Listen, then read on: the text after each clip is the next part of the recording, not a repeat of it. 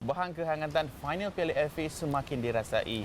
Sudah pasti, mana tidaknya JDT melayani kunjungan KL City FC, pasukan yang beranakkan impian mereka pada edisi Piala Malaysia 2021. Dan untuk kita berbicara lebih lanjut, iaitu jurulatih JDT, Esteban Solari. Hi Coach, how are you? Hello, everything okay? How are you? First and foremost, the atmosphere in JDT's dressing room. How is it like in order for you to get your second silverware of the season after the Charity Shield? Well, it's a nice moment. I think it finds us in a fantastic moment of the year because we have the maturity now to compete as we want with an identity. There is no coincidence to go not only unbeaten but perfect record in all competition this year. Obviously, you achieved the unthinkable of a JDT. It's a pleasure for us to be there, to achieve what we have achieved, but at the same time it's a responsibility. It means that we have to keep growing, that there is a lot of things that we want to do better. And one of the players that rose under your guidance is Arif Aiman. Everyone keep talking about him, and it seems like the sky is the limit for him. Well, I have no word for Arif, only to enjoy what he's doing, the season he's having. He worked a lot for this. He's struggling a lot in the trainings. He's a talented player, still very young, with a lot of things to improve. But he has the mood, he has the mentality, he's a champion, and I think he will give JT fans and this club a lot of great moments. And looking from the first game of the season, you seems to put Arif Aiman more of like a centre forward in the second half of every game, more on the right wing. So can you tell us, you see him as a number 9? The thing with Arif is that he's good in all the positions, and so it's a problem for me. Where to put him? No, the truth is a solution, big solution, and sometimes depend the needs of the game, what my team is looking for. We can move him either on the right or as a striker, second striker. He can provide, and he's a goal scorer. So for me, I hope that he continue this way and he help us, especially now in the final. All right, thank you. Thank you for your time, Coach. Thank you. Hoping for better results, obviously in the final, right? Thank you for your time. Thank you very much. Tana Solari, Kalunis. Sementara itu, barisan pemain KL City sedia mengulangi sejarah Piala Malaysia 2021 pada pertemuan dengan JDT untuk perebutan kejuaraan Piala FA Sabtu ini. Tonggak KL City, Zafri Yahya dan Paulo Josue seakan sudah menemui formula bagi mengulangi kejayaan menjaringkan gol kemenangan. Ini merupakan pentas final kelima Piala FA buat The City Boys selepas muncul juara sebanyak 3 kali, iaitu pada 93, 94 dan 99 selain muncul naib juara pada 92. Okay. Personally, memang kita nak buat satu lagi sejarah untuk pasukan Kuala Lumpur, dan bagi saya kita perlu lebih, orang cakap, fokus, dan mungkin sejarah itu akan berulang lagi lah.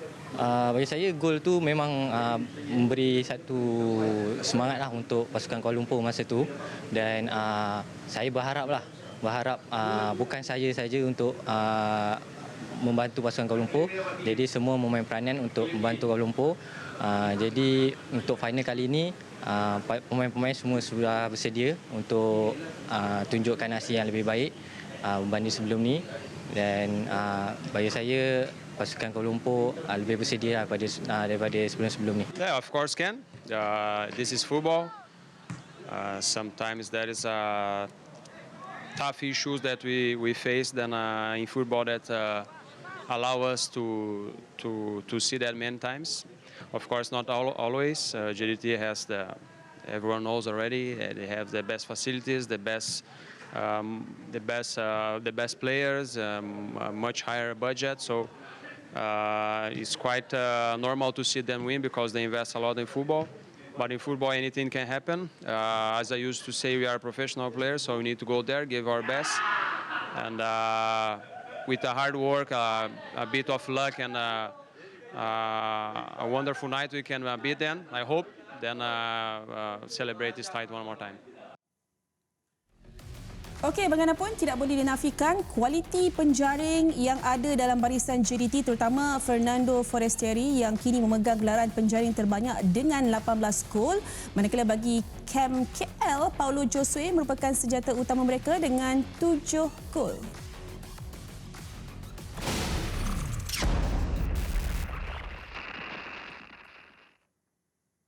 Okey, dan untuk mengupas lebih lanjut tentang aksi final Piala FA antara JDT dan juga KL City Sabtu ini, kita bersama dengan bekas pemain kemasan iaitu Asmawi Bakiri yang saya fikir Dayang ada banyak perkongsian ataupun informasi yang lebih kita korek daripada dia. Betul. Assalamualaikum Mawi, sihat? Waalaikumsalam, sihat. Tadi dekat nak dibola tapi kita still banyak lagi soalan Banyak nak lagi tanya soalan kepada lagi. Mawi Okey, ni. Dayang mulakan. Okey, kita selalu mengatakan bahawa saingan Liga dengan saingan Piala FA ni dua perkara yang berbeza. Tapi kalau nak tengok recent performance ni, of course ada je pertemuan di antara JDT dan KL dalam saingan Liga. KL City banyak kali mengatakan bahawa mereka nak ulangi kejayaan Piala Malaysia 2021, tapi macam mana nak elakkan? Hari itu pun kalah Liga punya 6-1 kan? Yes. Macam mana nak jadikan 6-1 tu tak berulang semula? Dayang, itu perkara yang paling susah nak jawab ni rasa ni. Okey, kalau dilihat betul perjalanan rujukan 2021 tu membawa kepada final hari Sabtu ni sebenarnya. Semua berkatakan KL juga boleh menewaskan JDT pada masa yang sama. Tapi pada saya lah, pandangan saya, perjalanan kita ambil waktu sekarang iaitu di hari kejadian nanti dan perjalanan nak ke final ni. Betul, kalau kita nak ambil apa yang berlaku 2021, Padang berkecuali memberikan nasib faktor untuk KL City menang dengan JDT tempoh hari Piala Malaysia. Okay.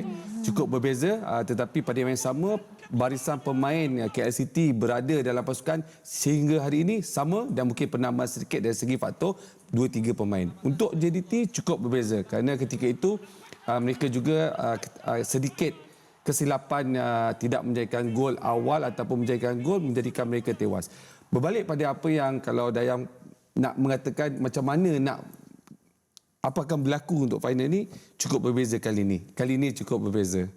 JDT dah tempah segala-galanya untuk ke final dan nak menang. Dari segi corak permainan, pemain yang ada, rekod, data statistik dah menang pada JDT. Okey, Mawi, simpan sikit dulu. Okey, kita kalau nak mengatakan tentang pasukan yang angkal muncul juara, kalau dah beraksi baik pun, tapi tak dapat membolosi gawang, tak boleh jadi juga. Yeah. So, segalanya bergantung kepada Shihan ataupun Kevin Mendoza untuk aksi final nanti. Okey, kalau kita nak bandingkan kedua individu ini, penjaga gol Shihan Hazmi, yang kita tahu keupayaan dia untuk menjaga gawang JDT mungkin sedikit dipermudahkan dengan barisan pertahanan JDT. Bagaimana pula dengan Kevin Mendoza bagi camp KL? Wah, okey. Saya tertarik kerana itu data statistik yang akan mengatakan sebelum jaringan sesuatu pasukan berlaku bergantung pada penjaga gol. Betul? Sebelum penjaga gol kena tembus pertahanan kedua-dua pasukan. Betul. Ketika ini kalau ikut prestasi, of course pada pasukan JDT yang ada, saya ingat ada 6, 7, 8 orang pemain pertahanan yang boleh ditukar masuk yang konsisten. Berbanding dengan KL City, kalau kita tengok Kevin Mendoza, dia terpaksa mengharapkan sedikit Gigi di bahagian tengah, kemudian Mako untuk di centre back, kemudian Kamal yang akan bertahan untuk satu tim ketika KL bertahan. Tetapi untuk berdepan dengan status penyerang-penyerang JDT yang penjaring gol dia, individu penjaring gol tu, saya ingat dia dah ada 8 ke 9 orang penjaring gol yang... Penjaring tu pun dah ramai. Dah ramai untuk menentang JDT. Jadi untuk membezakan antara Shihan dengan Kevin Mendoza tu nanti, saya rasa sedikit tekanan ada pada Kevin Mendoza kerana dia terpaksa berdepan dengan status ramai pemain individu penjaring gol dari JDT. Tapi Mawi, ni Dayang kongsikan dengan saya. Kita suruh tengok balik, dia kata tapi selalunya kalau aksi penting ni, Kevin ni dia macam perform. Dia macam David De Gea. Dia macam Goku tau. Dia boleh super saiyan bila penting, saat-saat penting ni. Okey. Ada perkara itu saya ada setuju setakat ini. Okey, dia begini. Dalam perjalanan ke Liga ataupun ke final nak pergi FA Cup, cukup berbeza corak permainan dan penampilan pemain bertukar-tukar ataupun rotate. Tapi untuk final, betul, final ni selalunya of course dia akan satu suasana yang berlainan, tak kira untuk menjaga gol atau pemain semua. So saya jangkakan kalau semua mengharapkan Kevin Mendoza tu perform pada hari tersebut, ya betul lah, kita perlukan satu sedikit nasib ataupun keajaiban dari segi dia bermain corak bertahan ataupun menyelamatkan bola terlebih dahulu daripada atas faktor pasukan JDT yang memiliki faktor serangan yang paling tinggi setakat ini. Okey, since kita dah sentuh tentang serangan, kita rasanya tak banyaklah yang perlu kita perkatakan tentang bahagian serangan pasukan JDT. Berbanding dengan KL City pula, kita nak sentuh sedikitlah tentang Paulo Jose.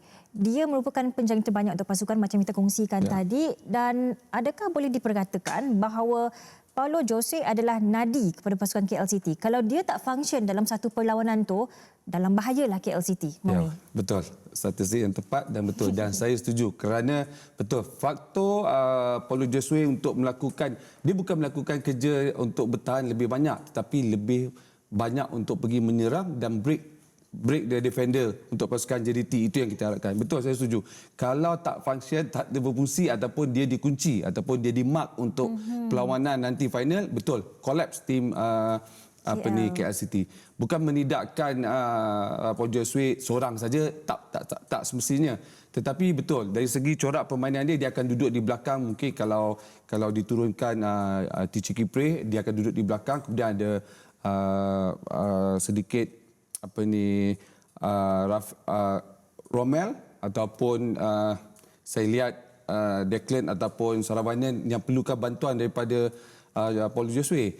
Ya, itu yang kita takut, yang kita dan pasukan atau penyokong jadi KL City mengharapkan dia perform. Sekali lagi faktor kawalan ataupun tekanan yang diberikan oleh pihak pemain-pemain JT ke atas dia akan menyukarkan sedikit nanti pergerakan pasukan KL City. So sudah pastilah kita akan melihat bahawa Paulo Josue ini akan dirantai lah. Betul. Dia akan menjadi akan kena mark lah sudah pastinya. So apa yang perlu dilakukan oleh Boyan Hodak untuk memastikan bahawa bukan seorang sahaja yang berfungsi dalam pasukan ketika berdepan dengan pasukan sekuat, seampuh yang sukar untuk ditembusi macam JDT ni, Mawi? Ya, betul, Dayang. Kalau diikutkan, saya melihat ke semua pemain KL City sebenarnya perlu berfungsi, perlu bermain peranan, perlu bekerja keras lebih daripada 100%. Itu first pada mulanya. Dan saya jangkakan, betul, Coach Bojan ni ada sedikit tactical plan. Plan perancangan main final di tempat lawan tim kuat, dia akan menetapkan, saya ingat, of course, pendekatan bertahan terlebih dahulu dan akan pergi menyerang counter attack.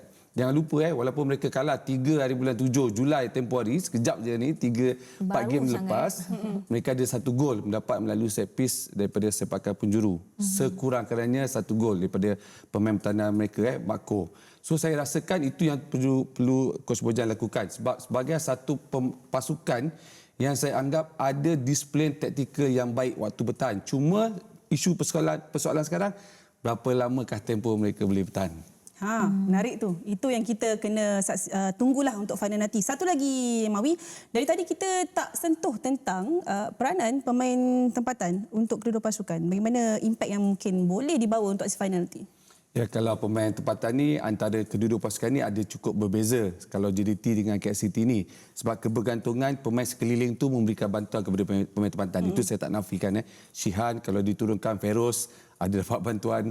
Kemudian Mata Dewis ataupun KL, Zafri ke ataupun Kamal Azizi ke ataupun Declan ke, apa semua perlu perbezaan tu perlu bekerja dan peranan tu mesti lebih tinggi dia punya hard working, terutama untuk final dan itu yang kita harapkan kedua apapun lokal lah, pemain tempatan Arif Aiman ke Safawi ke, jika dia masukkan, kita nak mereka yang mendahului dari segi status pemain terbaik ataupun pemain yang lebih menarik perhatian daripada pemain import. Itu yang penting sebab kita nak bawa nama Malaysia tu kan.